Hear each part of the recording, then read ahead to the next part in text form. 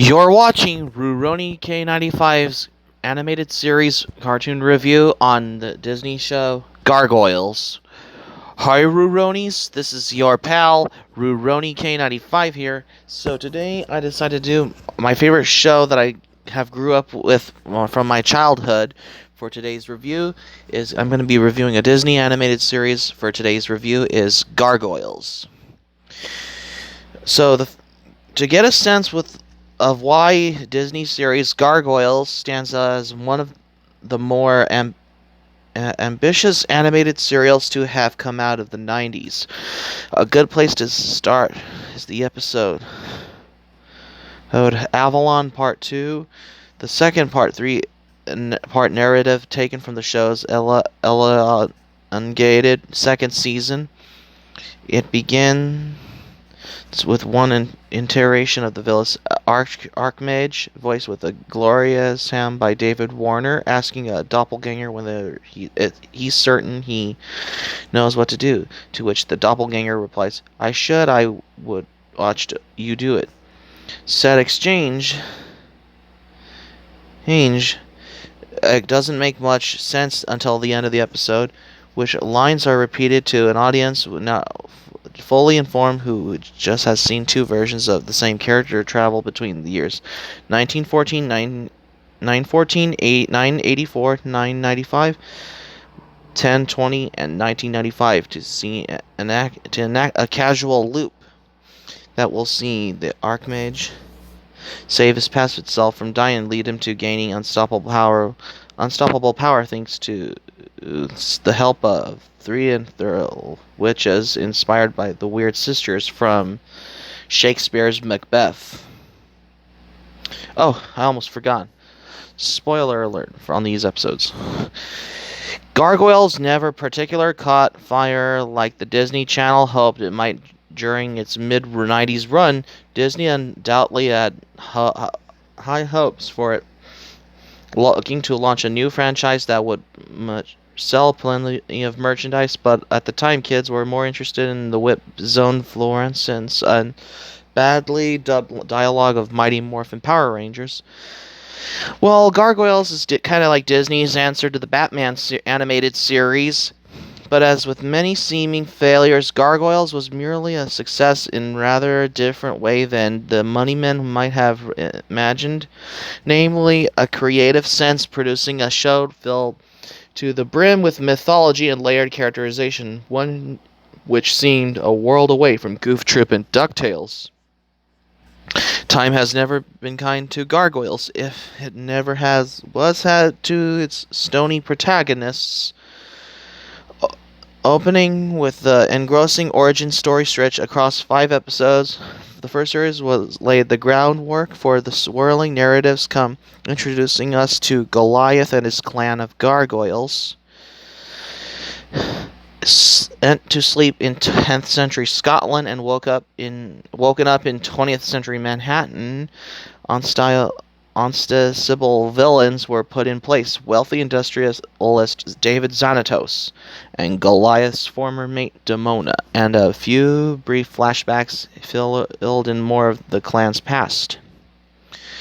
Yet it is only when the series ventured its epic 52-episode second season that Gargoyles really let loose and started to build something much intricate, larger piece together under the creative guidance of producer Greg Weisman.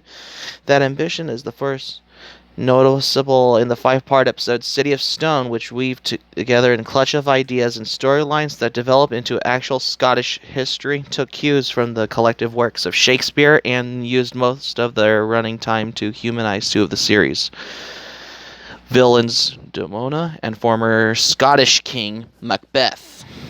City of Stone was a flag in the ground. And however, a declaration that it was a show looking to deliver something a touch different from what audiences might be used to when we meet the Weird Sisters, a key part of Wiseman's mystical mythology. We learn how Demona and Macbeth were fated to be forever be enwitted in each other's lives, and we get new perspectives on scenes from the every first episodes. The series was moving beyond the traditional good and versus evil setup. Uh, on top of that, and from that point on, the series kept extending and developing its intricate world. Viewers were introduced to a new collection of gargoyles hatched from a collection of eggs seen at the every start of the series. The initially villainous Xanatos forged a shaky alliance with Goliath, got married, and had a child, and Demona tried to develop her marginal side upon discovering she had a daughter. Oh yeah, because by the name Angela, what we see in the show Gargoyles.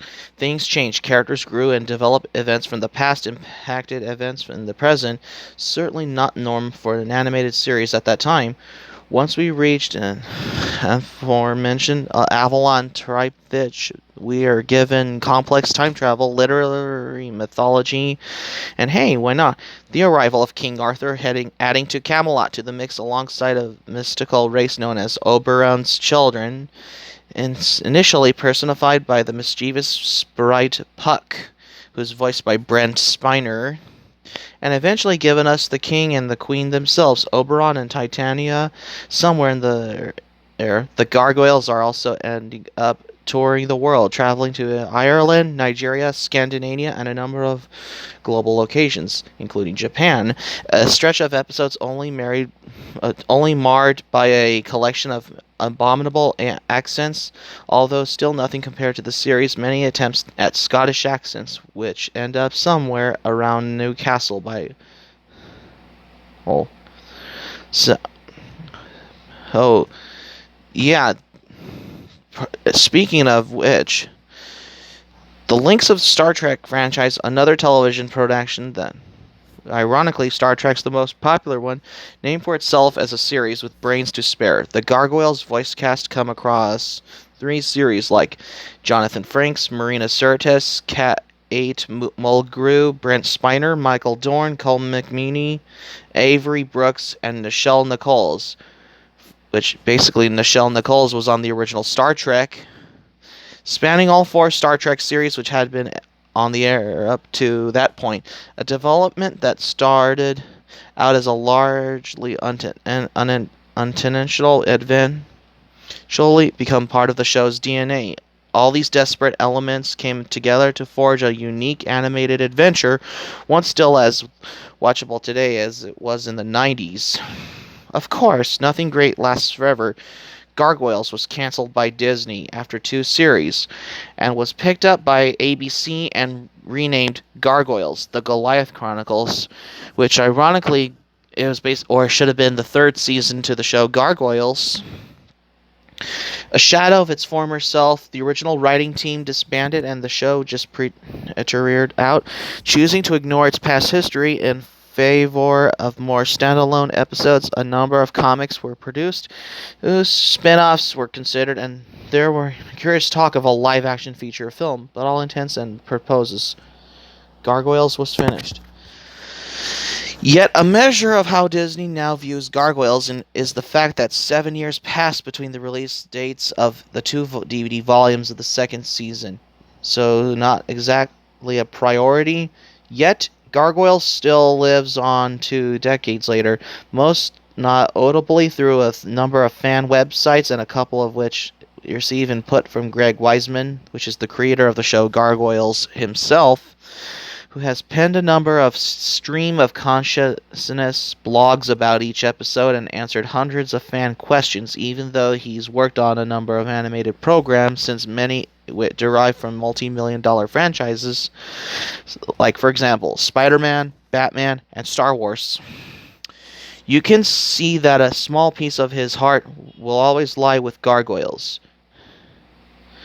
So the thing about the show Gargoyles, I considered it to be my favorite show from my childhood, because it's no Darkwing Duck or DuckTales or Recess, but boy, this is a childhood of mine I grew up with, which is the show Gargoyles, that I enjoyed more.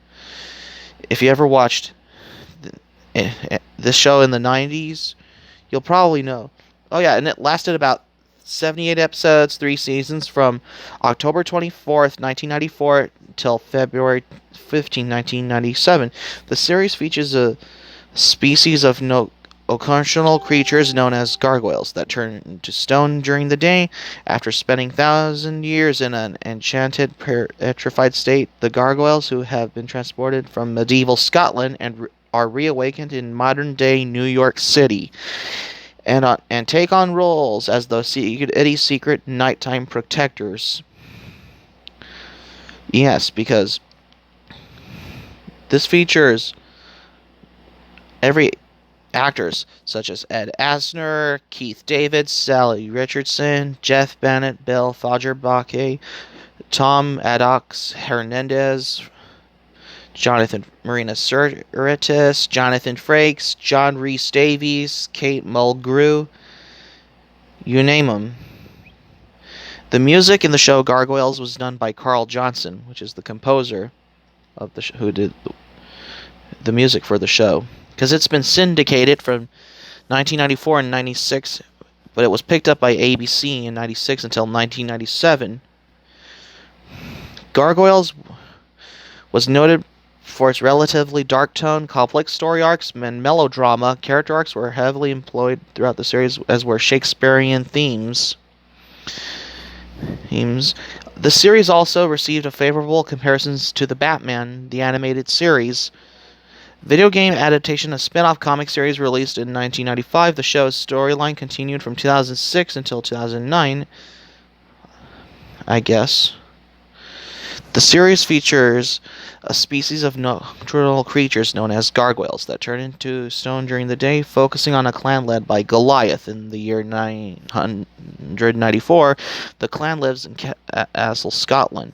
Most were betrayed, killed by the humans, and the reminder magically cursed to sleep, be frozen in stone until the castle rises above the clouds. A millennium later, in 1994, billionaire David Xanatos purchases the Gargoyles Castle and is reconstructed on top its New York skyscraper, the Eyrie Building, thus awakening Goliath and the remainder of his clan.